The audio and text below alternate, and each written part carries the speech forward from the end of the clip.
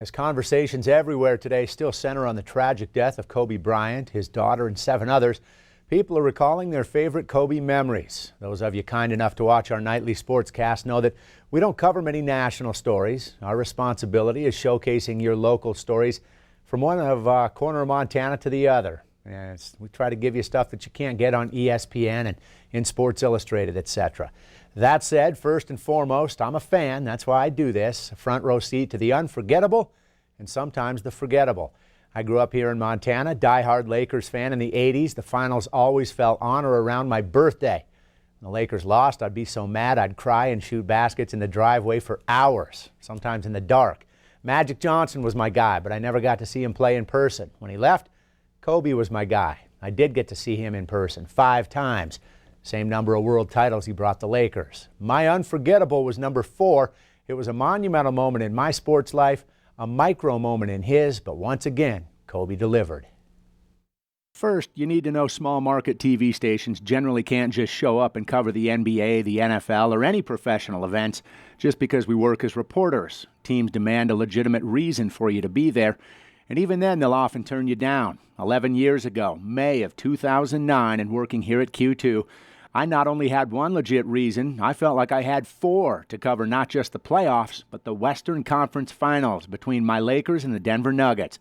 Phil Jackson, Big Fork resident, coaching L.A. Adam Morrison, born in Glendive, was a Laker. George Karl, head coach of the Nuggets, earned his start here in Montana, coaching Great Falls in the CBA. And the voice of the Denver Nuggets, Jerry Schemmel, wanted to try his hand at baseball and recently had spent a summer as the voice of your Billings Mustangs. So I filled out the online credential request and hit send, knowing full well there was no way the Nuggets would say yes, because again, Western Conference Finals and the Lakers are way too hot a ticket for both fans and media requests. A day later, I see it in my inbox, a reply from the Nuggets. I was afraid to open it because I was afraid to hope. I didn't want to be let down and rejected by another franchise, but the Nuggets said yes. I had courtside credentials and locker room passes for both teams. Game 3 of the Western Conference Finals, Sunday night, prime time on ABC. Aside from shooting video, these are some pictures I took with my tiny 35mm camera. Not zoomed in, I was this close. Schemmel, Karl, and Jackson all granted me pregame one-on-one time. They were terrific. Really enjoyed reminiscing about Montana. Morrison was there, but not available. On assignment in the media, you cannot cheer, clap, can't really show any emotion. They'll take your credential and escort you right out the door. Lakers trailed pretty much the entire playoff game. I was resumed to the fact that, hey, I at least had a chance to check off my bucket list, covering a conference finals game in person with some cool interviews. Then the Lakers flipped that switch, wiped out a 13-point fourth-quarter deficit and rallied to win. Kobe scored 41. In the final minute, he's on the free throw line. Critical moment, tight score, and almost 20,000 Nugget fans in unison, as loud as you can imagine, chanting, "Kobe sucks. Kobe sucks." Certainly loud enough to hear on the ABC telecast. He hit the free throws, Lakers won, and afterwards he shows up to the media conference. Now here's how this works. Not everybody gets to ask a question. There's a moderator. Reporters raise their hands. The moderator chooses one at a time. All the Denver media is there. All the LA media is there. The networks, ESPN, Sports Illustrated, and me from Billings, Montana.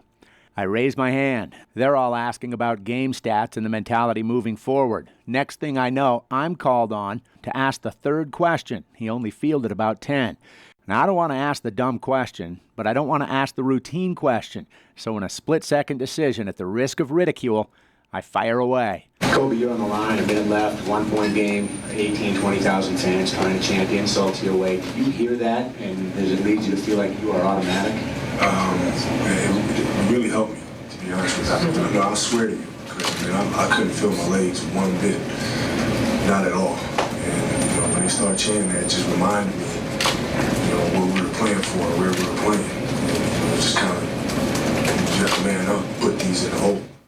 He could have said, next question. He could have said, no, I don't hear that stuff. He could have said, who let this guy in here? Instead, he was straight up. What I feared to be the dumb question leading to my escort out ended up being the premise and lead sentences on the front page of the next morning's Denver Post sports page. I've kept the article, and I'll never forget the memory.